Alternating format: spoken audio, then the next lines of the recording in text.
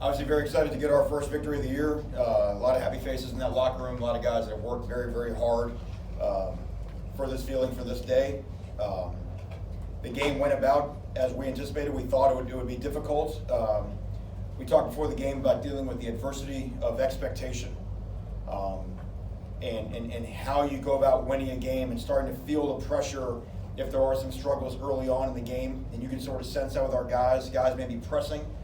We equated to trying to hit a grand slam with no one on base. And once we settled down and just played the game, especially coming out after halftime, I thought we relaxed. I thought we played a lot better. I don't think we converted a third down in the first half. I don't think we were stopped on a third down in the second half. And then we finished our drives in the red zone, which obviously cost us a couple scoring opportunities there in the first half. Defensively, of course, anytime you get a shutout, that's a remarkable achievement. So I'm proud of those guys. And again, I thought we improved the way we played defensively in the second half. I thought we were a little bit cleaner with our assignments, a little bit cleaner with our tackling. All that being said, that we talked about in there is that good teams find a way to improve. When you win a game, no matter what the scoreboard looks like, there's plenty for us to still work on. We got a chance to come back here next week, hopefully a better version of this team than we were today. Questions? Manny, can you improve in a game like that? That's a 60-point game. Like, can you get better at things? As opposed to where we were a week ago? Oh, there's no doubt. There's absolutely no doubt. Because so much of the game, it doesn't matter who the opposition is, it's just, are we executing the stuff and are we playing the way that we want to play? So you can learn a lot in any type of game. And then the other thing that happens today is a lot more guys get a lot of more at-bats, right? So you're actually improving your football team just by more guys playing, and also some guys just, having their roles increase. So, these days are very valuable. And I do think that as a football team, I do think we improved from where we were a week ago, regardless of score, regardless of competition. Offensively, how important is it having a guy like DJ that can, get you the 1 yard burst or break one for 50, and a guy that you can just really count on offensively? I think he's a guy that you want to build the identity of your offense around, And again, when I think of the Miami Hurricanes on offense, you think of some hard-running, downhill, great tailbacks, and I think DJ wants to be in that legacy. I think he aspires to be one of those type guys. So the fact that we can, whether under center in the gun and get behind our offensive line, who you talk about improvement, is getting better week in and week out, and get downhill on people. And like you say, whether it's making the dirty four, as we say, or being able to break it long, I think he's got a great versatility. Mark Pope, I guess just first, how's he doing with the injury, and just how excited were you to see him kind of have a kind of breakout game today? It was coming. We knew Mark's day was coming. Great job by Jared to get him the ball. The post was a great call by Dan. He knows kind of had a feeling that he'd be one-on-one right there, the chance for an explosive play. Same thing on the play he had on the far sideline later on in the game. Just two plays were able to isolate him in a one-on-one situation, allow him to go, be a guy. And then even on the play that he got hurt on, just really looks dynamic, turning that corner on the wide receiver sweep. The leg injury, we'll find out, how bad it is. Hopefully it's not too severe. Coach, what did you see out of what did you see more of KJ Osborne the last 3 weeks and even today? KJ is making tough catches, and we already knew the off the field KJ and all the things of why he's so valuable to our program. But now, whether it's a touchdown catch last week at Chapel Hill or the play, I thought a huge play in the game was we ran a double post right before halftime. And we're a little late with the ball, to be honest. I mean, really we should lead the receiver away from the defensive back, and it's a little bit more back into the DB. And that's a bang-bang play. You see a lot of times, the guy almost catches the ball, and KJ's having a knack for not almost catching, and he's making those type of plays. And those are plays you need seniors to make. And that, remember, our team was very young, not a lot of older guys, and that's the advantage of getting a guy like KJ in and providing that senior leadership, that senior year sense of urgency to finish those type of plays. And then Jaron Williams, obviously 3 touchdowns today, and I believe over an 80% completion percentage. What did you see out of his performance today? Yeah, I thought Jaron continues to improve. We talked about trying to hit some more down the field shots, which I thought his reads were better on that. But like I said, just going throughout the course of the game, there'll be so much he can, improve on, and just, we forget. I mean, he's off to a good start, but he's still his third game, and first game at home. There's a different dynamic of playing at home, and it's gonna be fun to watch him to continue to develop to be our quarterback. Manny, if there's such a thing, was that the sweetest unsportsmanlike penalty you've ever seen in your career? Well, we don't want to have 15-yard penalties. I'm actually pleased that our penalty count was a lot less today, but there's not a guy on our team that doesn't love Jimmy Murphy.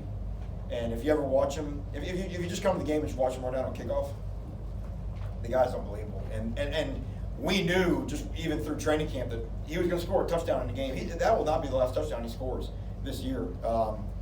And he's a guy that everybody on the team has the utmost respect for.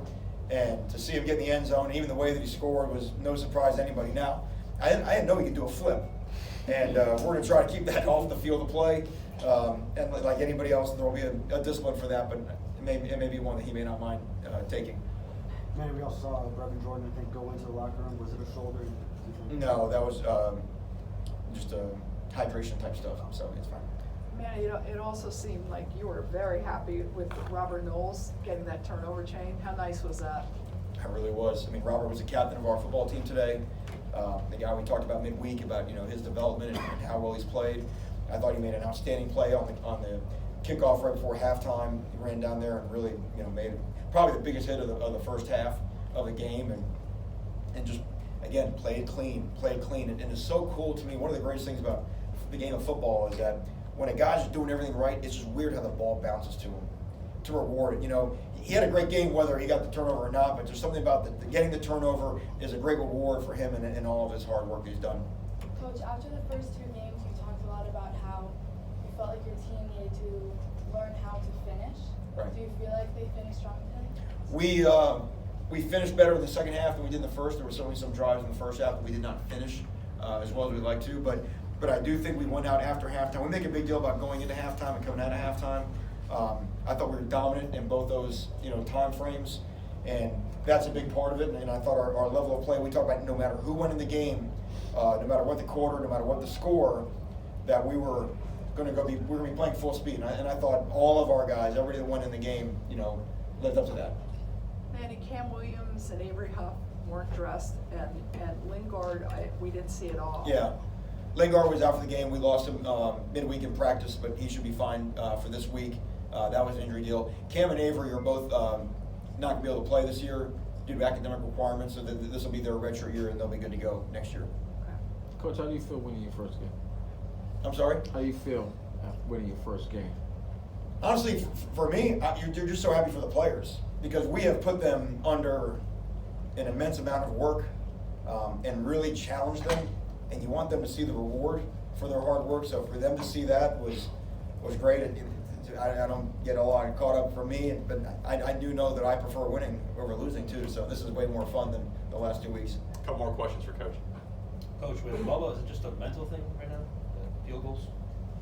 Well, we know he's talented, right? So if you've ever whether it's kicked the ball or picked up a golf club or whatever, that's all a part of it, And the big thing we talk about is just fully committing to your stroke, and finishing. And I thought he had a great day kicking off. Obviously he was perfect in all his PATs.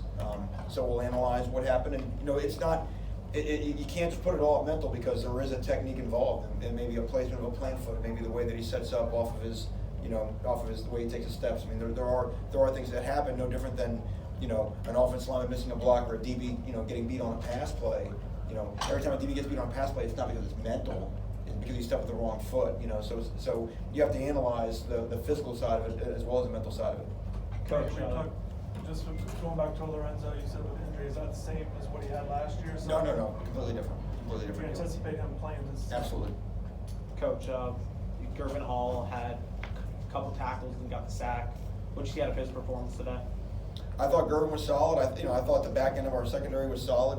They were not going to challenge us deep down the field very often. So it was going to be a game of keeping the ball in front of us. We had made a big deal. One big thing of our defense is not give up big plays, and that had been breached in the first 2 weeks. So we made a big deal about that, which means that your defensive back play and the tackling in your secondary has to be good. And it certainly seemed like Gervin was at the forefront of all that.